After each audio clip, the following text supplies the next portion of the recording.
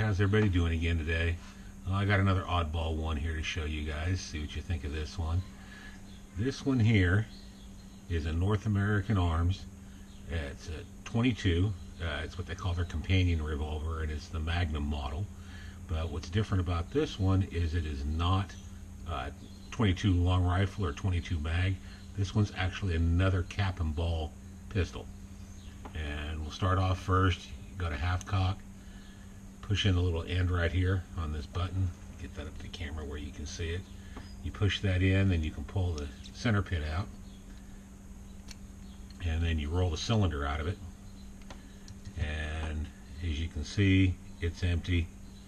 And that's the back side of it. I don't know if you can really see in there, but there's nipples in there. And this one is, like I said, this one's black powder. It takes about 5 grains of 3F powder in it. They say you can use 3F or 4F in it, but I use 3F. One nice thing they did on this one, if any of you know anything about black powder guns, the nipples are always a bear to deal with. And this one here, again, if you look at them and get that in the light, they're recessed in there really, really deep, so you can't get a normal nipple wrench on them. Well, they decided to make the inside of that nipple a 3/32 Allen. So I just got a little Allen here, and which one I loosened up here. There you go. And then you can just unscrew them, and then the nipple comes out with the Allen. So it makes it pretty easy there as far as cleaning.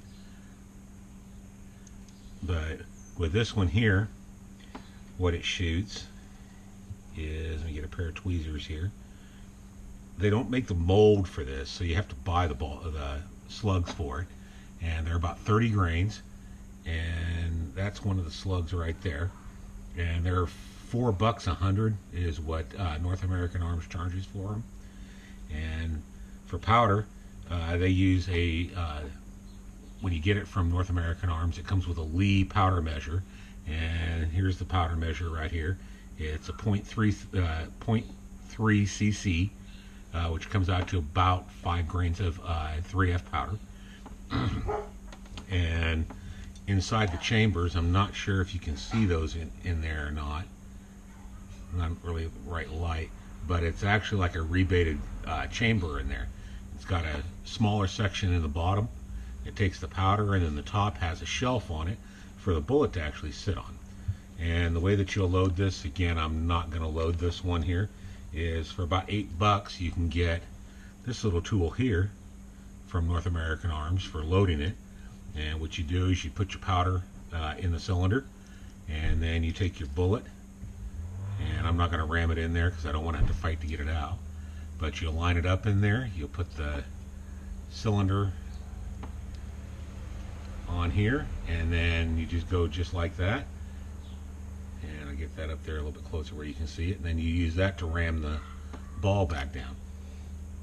Or the slug, I'm sorry. It's not a ball.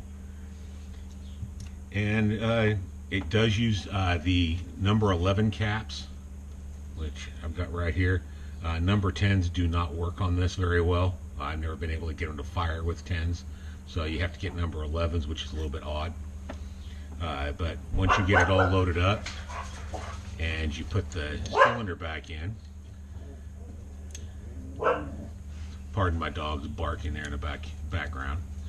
You just take the pin, put it back in, and then from there you'd be ready to fire. Now, one other thing with this one here is all the accessories for the 22 mag North American Arms will fit this. You cannot swap out the cylinders though and make this a 22 mag rimfire. It will not work. It'll only be black powder. That's all it'll ever be.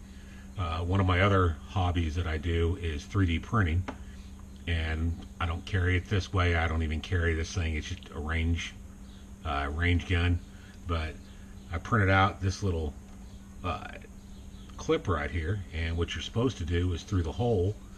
Let me see if I can get that where you can see it there. There's a hole right there. You're supposed to put a piece of paracord through it, and then that will snap down over the gun, and then you can carry it on like a necklace type thing. Again, I do not carry it that way. I'm not going to carry it that way. The muzzle just goes every which way it can being on a string, it's not exactly safe. But I was bored one night, so I figured I'd print one of those up. But yeah, it's a fun little gun to shoot. It's not very accurate at all. And then on top of that, it doesn't really fit your hand very well either. To fire this thing, you're, basically one finger. If you're lucky, you might get two on it. But it's a fun little gun to shoot, something different again. We'll talk to y'all later. You'll have a good day. Bye.